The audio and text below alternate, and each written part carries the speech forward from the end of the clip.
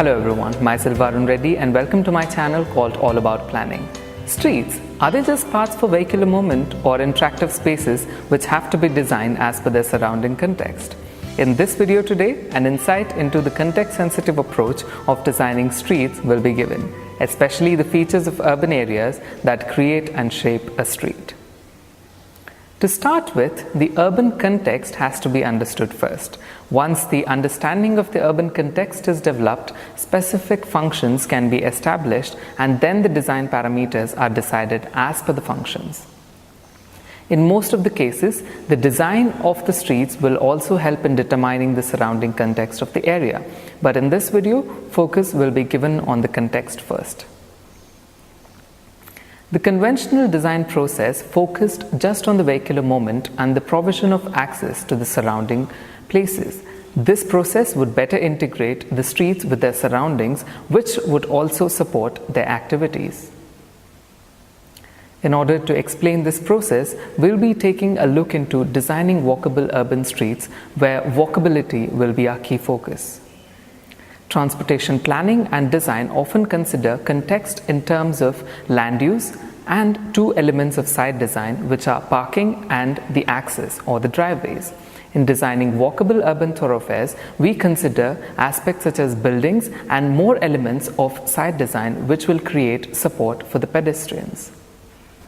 Starting with the land use which usually plays a very major role in single-use vehicle-dominated areas in estimating the trip generation. Apart from that, it relates to the level of pedestrian activity, which becomes a major factor in selecting the design criteria. For example, commercial or the mixed uses would require more sidewalk spaces when compared to the similarly scaled residential use, where the space for window shopping, outdoor dining, and other activities will add up to the sidewalk width. Therefore, the design parameters vary as the commercial areas have higher levels of pedestrian volumes, higher volume of larger vehicles, and more demand for on-street parking when compared to the similarly scaled residential use. So, this plays a very important role in designing walkable urban thoroughfares. Secondly, the site design and the urban form. The elements of site design, like the way in which the building, circulation, parking, and the landscape are arranged on a site, has an effect on the design elements of the street.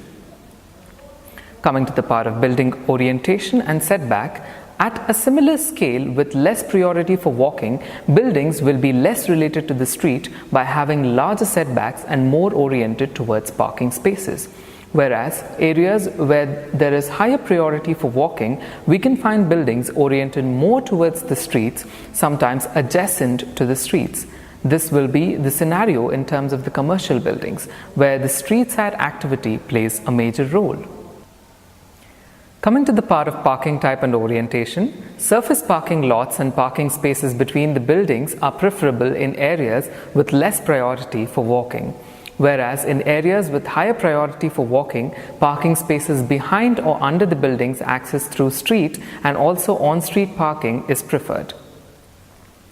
Block length. For pedestrian dominant area, it is preferred to have smaller block length with high connectivity through the local and the access roads, whereas vehicular dominant areas are preferred to have larger block length.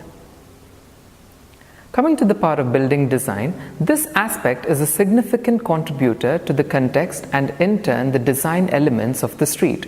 The aspects such as the building height, sense of enclosure, building width, building scale, and building entries help in shaping the context.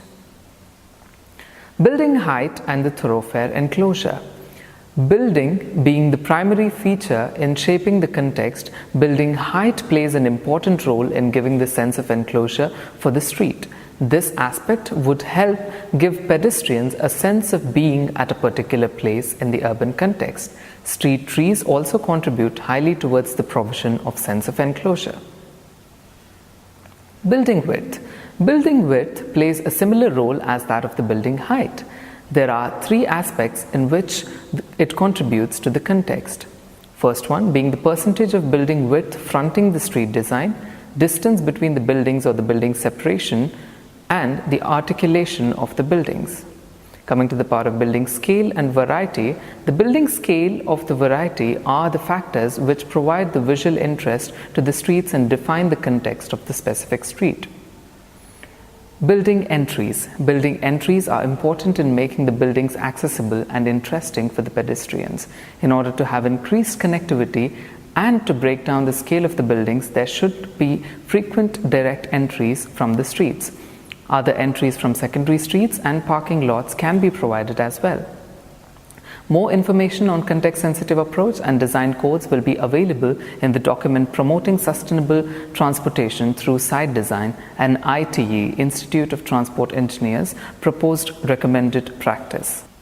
Thank you so much for watching this video. If you find this video useful, please share it and don't forget to subscribe to my channel for more videos. Thank you.